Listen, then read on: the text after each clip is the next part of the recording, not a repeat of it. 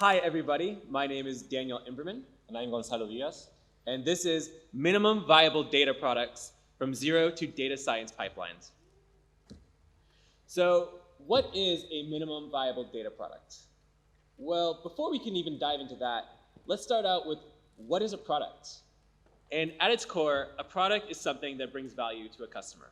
So when you think of Rappi, you think of being able to instantly have access to supermarkets, restaurants, pharmacies, ATMs, anything you need delivered to you. That is the value proposition.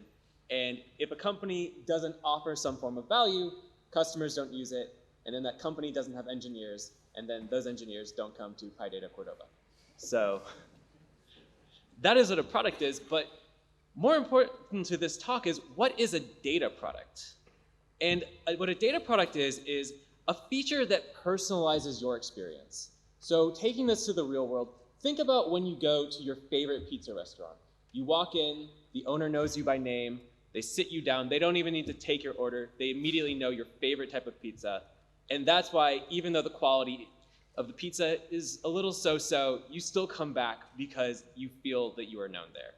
And we want to mimic this within our applications. So when you have a search bar that remembers your order, or a suggestion tab that can compare you to other users and allow you to expand your tastes, but safely, or even an auto checkout that knows your favorite brand of ice cream after you have a bad day. These are all situations where we are using your data to improve your experience within the application. But most importantly, good products and good data products do not appear out of thin air. Many have to start as minimum viable products. Yeah, and what are minimum viable products? According to Eric Reyes, the Lean startup author, there are a minimum feature set to express what a product can be and helps to teams and entrepreneurs an easy iteration to incorporate clients' feedback with constant validation of product market fit at every step of the process. What are minimum viable data products are, what they help us to answer questions like, does this product introduce new information to the customer cares about? Is doing something enough accuracy to be valuable for them? Does it worth the company to do the buying of the product you are developing and iterating by yourself or by your small team?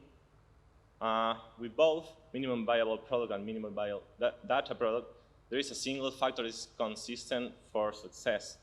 And this is the most important part of MVPs is the ability to iterate quickly.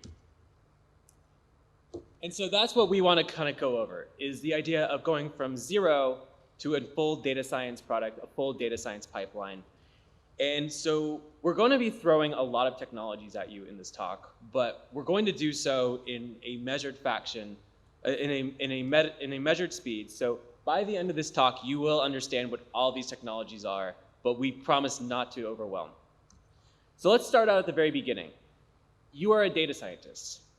You know Python, you know math, and maybe you know a little bit about Docker. And you want to be able, you have a cool idea, but you have no funding for that idea. So where do you start? How do you start with a simple environment that allows you to play with your data and build a basic data model? Well, you start with a Jupyter notebook. And notebooks are great for a great way for telling stories. And Jupyter notebooks are this iterative interpreter for Python. And if you install R, Julia, JavaScript, you can use it as well. It enables iterative experimentation over your data using pandas, scikit-learn, NumPy, wherever, and has a great integration with pandas and TensorFlow. And if you are able to use these great Docker stacks, these are pre-built images, Docker images, containing all your useful libraries you usually use in data science, like TensorFlow, PySpark environments. You have also minimal notebook environments, so you can start off right away. There's a link there. And this guy is also great. This is the integrated development environment for Jupyter Notebooks. And not only you can explore notebooks and edit it in real time with your code live, but you can also create text files with markdown as well, navigate using the file system browser, and even has a terminal. So if you are using like in a Docker environment with containers, you can explore it right in your notebooks. And it will soon replace the current Jupyter Notebooks environment. Here you have in the, if you have time to scan the code, we have this sample just starting up the Jupyter environment with Docker Compose, Docker app, and that's it. We have it there. We have this Kaggle, the Kaggle Titanic example you might be using if you start in data science. We showed it out with just a random forest example. When you can load the train and test example here, in live you can see the shape, how many features you have in that data set, train it, evaluate how well is working your classifier, and add more estimators, for example, just there. And you can test it again, train it, train the validator, the classificator, and then see how it works. And now the score is slightly higher. So if you are at a company where you've all decided that Jupyter Notebooks you want Jupyter Notebooks to be a first-class citizen, and you want an easy way to distribute your Jupyter Notebooks, Jupyter actually has a lot of pretty awesome features within their ecosystem that make it easy to distribute and also have access to distributed libraries from within your notebooks. So for example, Jupyter Hub is one of the community-supported options where it allows for users to have remote running of Jupyter Notebooks. So you can have multi-tenancy on a single instance. It has native runtimes for both Docker and for Kubernetes. And so this is one way to ensure that a large number of data scientists can have access to Jupyter very scalably. For actually scaling out jobs within your Jupyter Notebook, there's the Jupyter Enterprise Gateway, which allows Jupyter to run natively on schedulers like Yarn and Kubernetes, and has integrations with Spark, Dask, and other parallel libraries. So you can start out by using some of these libraries within your notebook just locally, and then scale out to using a full Spark cluster. And if you are interested in being able to share some of your work with the community, Binder Hub is a pretty cool integration where you can upload your Jupyter Notebooks and then share them. So this is especially great for academic use cases where you want to be able to show the rest of the community your notebooks. Oh, Papermill. This is the reason we are here, actually. This is a small library where you can parameterize notebooks through cell tagging, execute notebooks using the Python API and using the CLI, and store them in S3, Azure, and I will show you a little example how we do it. Using this cell metadata, select the cell where we are setting A equals A, B equals B. We add the metadata there, and now Papermill is able to identify that their cell needs to be overridden. Here's an example. And now using the Python API, we provide an input, is the one we edited, an output, notebook path, and some parameters. We are saying the A is equal foo and B is equal bar now. They're executing a little bit. We can wait a second, 2 seconds. And the output is just a Jupyter Notebooks as well. But now we have replaced the parameters before. So now A equals foo and B is equal bar. And this is what is doing Papermill behind the scenes, is replacing, is creating that cell and adding an injected parameter tag to them. And imagine this is just text. Imagine plots, imagine data sets, imagine outputs, and just replacing one cell and you are creating multiple reports from just one Jupyter notebook. And in our example, the Kaggle example, we are setting this first cell with numerous estimators and the root path, so you can replace them from outside. So this is where things start to get a little bit cool, because all of this everything you've been doing so far has just been on your laptop. So you now have the ability, with no buy-in from anyone else in your company, to just create a Jupyter notebook and parameterize it. But once you parameterize it, how do you productionize it? How do you test across a series of different parameters? How do you make sure that you are building the best model you can? And this is actually where Apache Airflow can come in and be extremely useful. So Apache Airflow is an open source workflow scheduler where users can write out their directed acyclic graphs, or DAGs, as Python code, and Airflow interprets it live, and you can build some pretty complex workflows with very little actual configuration. It's easy to schedule, it scales pretty nicely, and it offers a lot of tool for monitoring. So when you go to your base directory, you have access to all of your graphs. You can see which runs have passed, which ones have failed. You can see historical runs, and you can even see, if you look on the right there, this is what a compiled DAG looks like. So from a simple Python file, you're able to actually create some pretty complex shapes. So this is an example DAG where each task in the DAG is defined as an operator. So you create a Python class, and then you can use a setUpstream function to set the dependencies. The way that Airflow works is no task will run until all of its dependencies have been met. But we're here for data science. So let's talk about a few data science use cases and how Airflow can actually help with those. Probably one of my favorite ones would be hyperparameter tuning and canary testing. And so hyperparameter tuning is, let's say you have your notebook set and you have your model, but you don't know what the optimal set of parameters is. And that's what hyperparameter tuning is figuring out what are the best things, what's the best loss rate, what's the best tolerance, what are the best parameters that will make for the most accurate model. And so the simplest form of hyperparameter tuning is called grid search. It's essentially a nested for loop. So you do a nested for loop for every parameter you're tuning against, and it will run all possibilities. This is where Pythonic DAG creation can really shine. And so here we have an example of an Airflow pipeline that's very simple. It's just 3 tasks running one after another.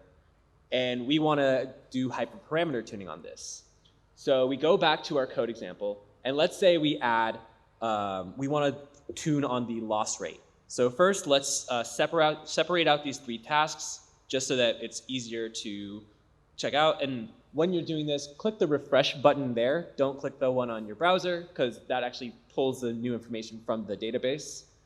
And now we want to be able to check out a whole series of potential loss rates. So we create a for comprehension for I in range, let's say 2 to 20 in steps of 2. So that's basically in 3 lines of Python code, we're able to scale this out. So then we do for loss rate and loss rates.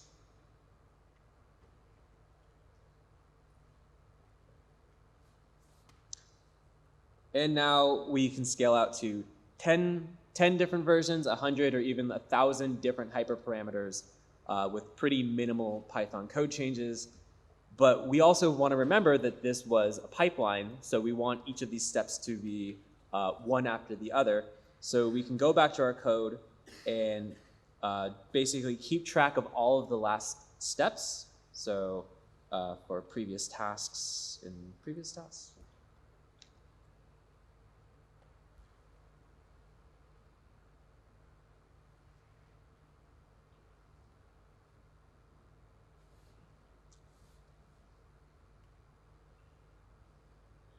So, wait a second.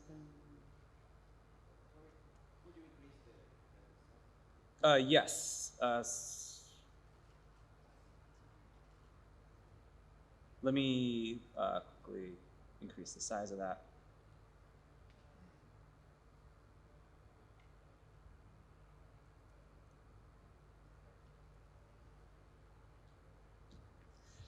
So for what we do is that for each of the previous steps, we essentially will add a dependency to each of those middle steps. And then append every new notebook that we're running, clear the previous steps. And if we, by the way, this will all be in the GitHub repo, so this will all be accessible after the talk. But now we are back to having a full pipeline, but with scalable hyperparameter tuning at every step along the way. However, grid search is not the most efficient, because you're going to end up doing a lot of steps after you've already found your best solution. So we want to figure out ways to avoid unnecessary processing. And we can do that by having a maximum fit. So oftentimes in models, you don't want to overfit, so you might set some threshold and say, at 97% accuracy, this model is good enough. So you can essentially, if you have some form of a source of truth, be that source of truth S3, Postgres, or Redis, you can then say, once you've hit that optimal amount, you can use what's called a short circuit operator. And the short circuit operator will take in the previous information and say, okay, I don't need to finish any of these further steps. We've found our correct model. Another example would be for canary testing. So canary testing is, let's say you're building a new model every day, and you want to make sure that A, that new model is better than the previous models you've built. Otherwise, there's no point in changing models. And B, that you want to be able to do some error detection. So if a model goes from 80% accuracy to 95% accuracy, maybe something's a little bit wrong with how you've been training it. And so the way you can do that is through what's called a branch operator. So as you can see here, we have a compare results function where we take all, I can actually zoom in on that. Second.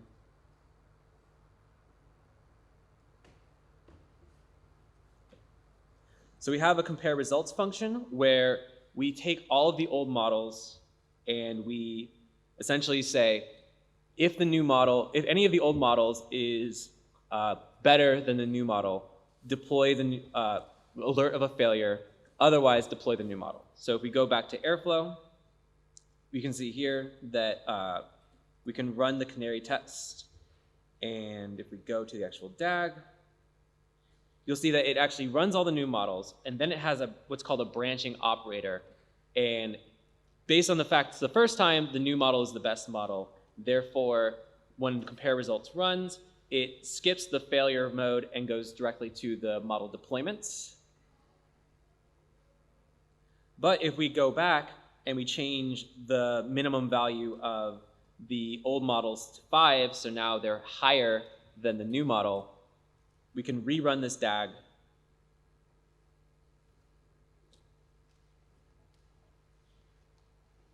And you'll see that it goes to the failure mode.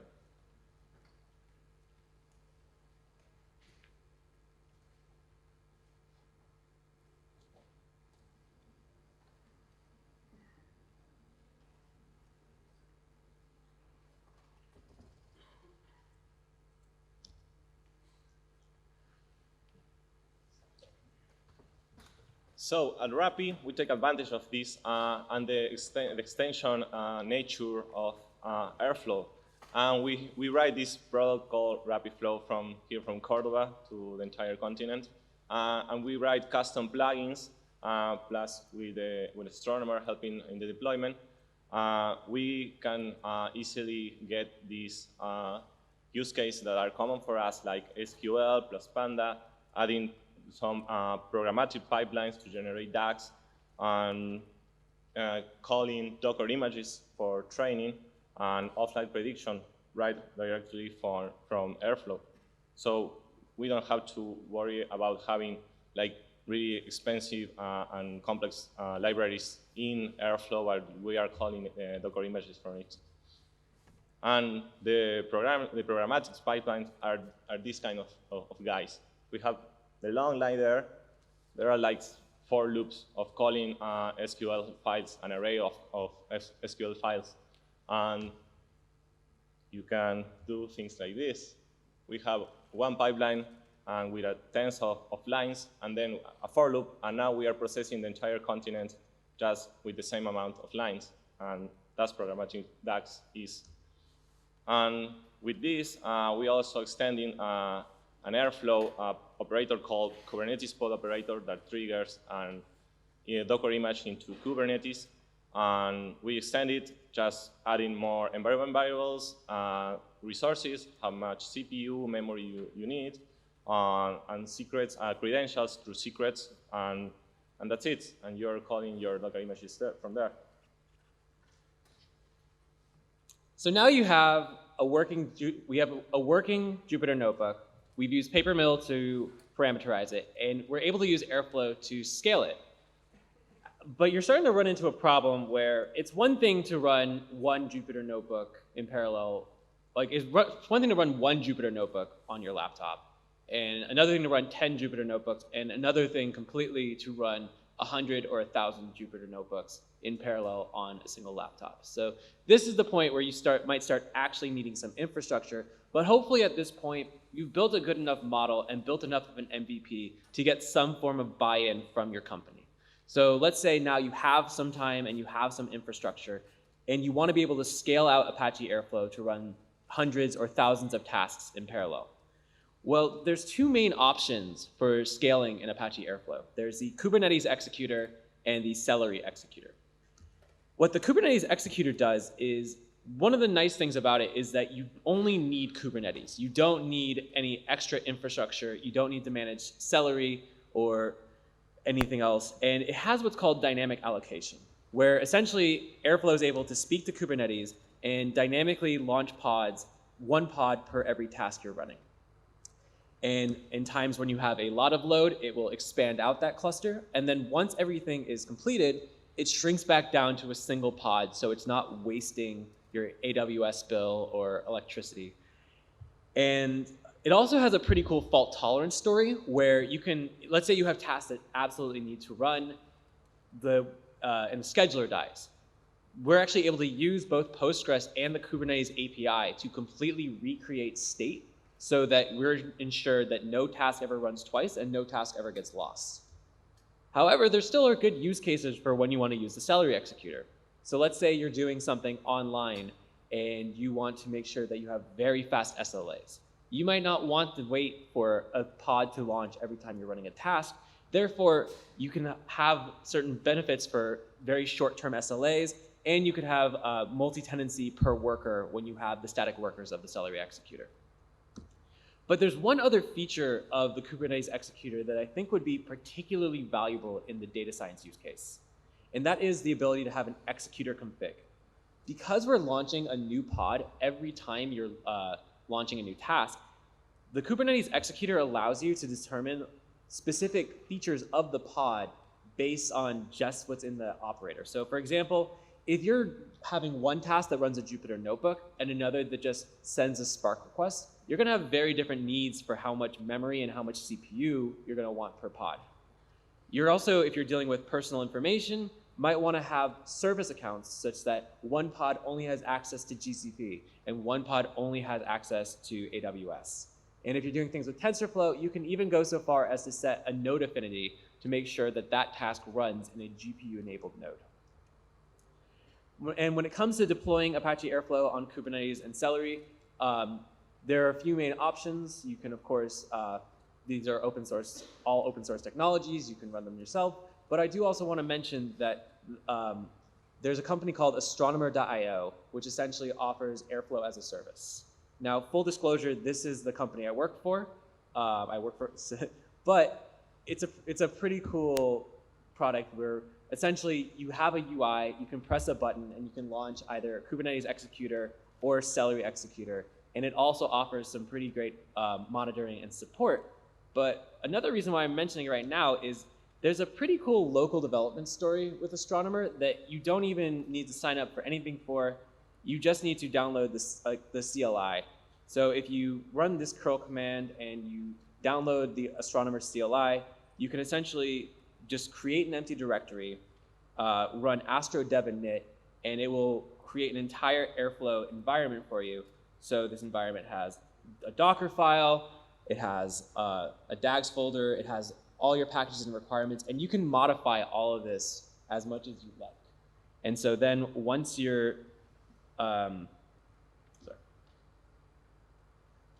we even offer an example DAG just to show you what the DAGs would look like.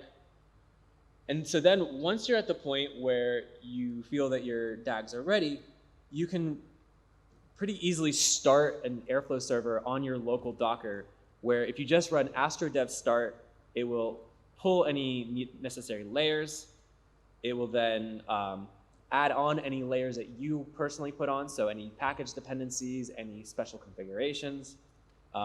We actually have a Docker image in the repository, which we'll show at the end of the presentation, which has Jupyter and all the Jupyter dependencies, so you can see what running Jupyter in Airflow looks like.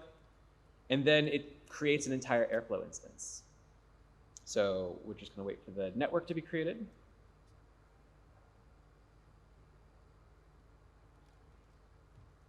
Starts Postgres, starts scheduler, starts the web server, and then you can go to your localhost 8080, and you will have a running Apache Airflow server.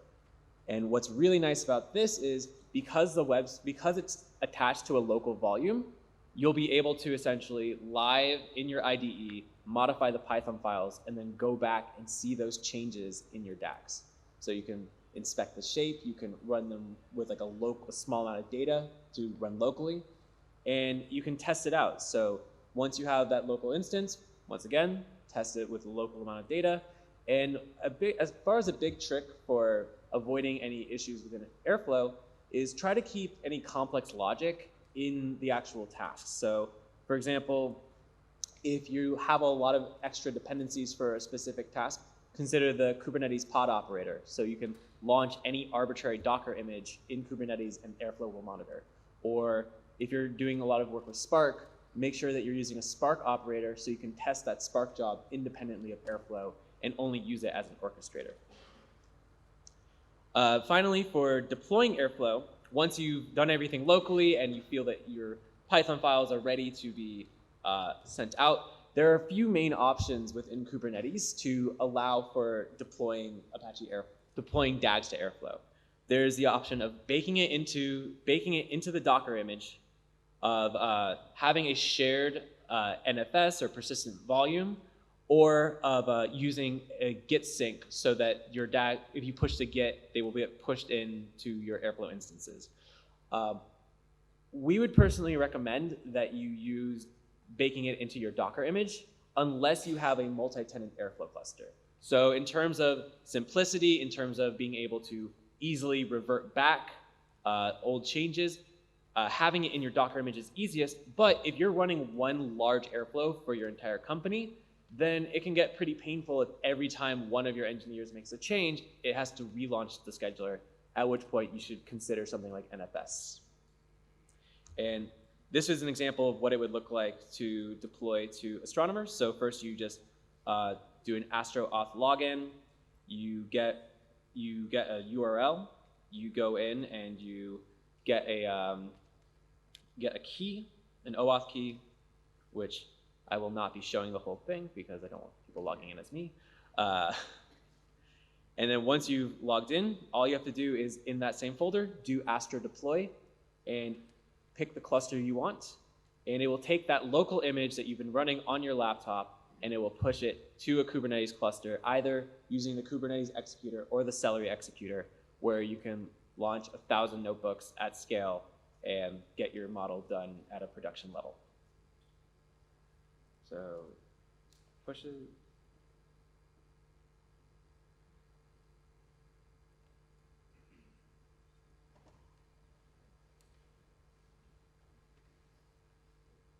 So then once it's been pushed, you can essentially go back to the Astronomer UI, open Apache Airflow, give it about 30 seconds for the web server to start. And then once it's started, you can run it like any other Airflow instance.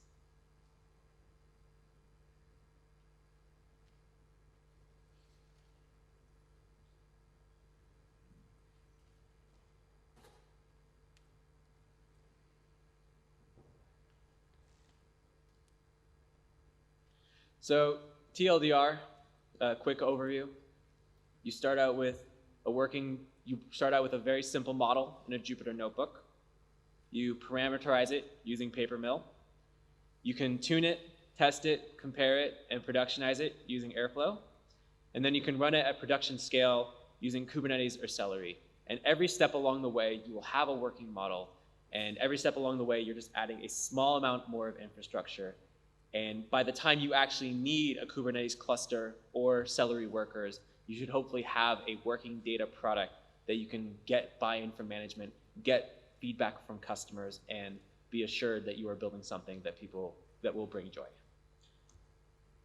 And any questions? Yes. Oh. Is it possible to use other search algorithms, not a grid search, something more? Yeah. So the question is it possible to use any other search algorithms besides grid search? And the answer is anything you can write in Python.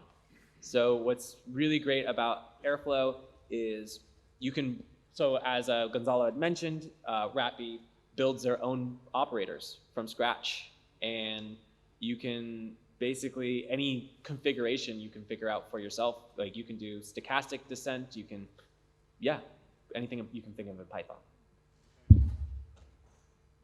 ¿Alguien más quiere hacer alguna pregunta? Le acerco el micrófono. Pueden ser en español también.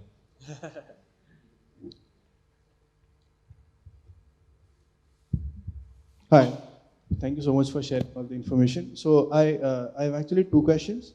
So first is, how do you run Spark jobs on Airflow? Mm-hmm. Because I feel that that's quite complicated to configure and everything. And second question is, how do you scale Airflow? So yeah, so as far as running Spark on Airflow, the answer is don't. But there's a Spark job operator, which allows you to submit Spark jobs to Yarn, or if you guys have seen it, there's actually a native Spark on Kubernetes now, where you can just download a custom resource, and now you have a scalable Apache Spark on your Kubernetes cluster. So the Airflow Spark operator, you can just give a KS URL, and it will launch a Kubernetes cluster in your Spark. It'll launch a Spark cluster in your Kubernetes cluster. For the second question, as far as scaling Apache Airflow, so the two options are the Kubernetes executor and the Celery executor. With the Celery executor, you have to pre-provision like static workers. So you decide how many Airflow workers you want. And with the Kubernetes executor, you just give it a kube config, and it just auto scales as many tasks as you want and then shrinks back down afterwards. okay, so if I understand correctly, so it means Airflow is deployed in Kubernetes, right? Mm-hmm. Oh yeah.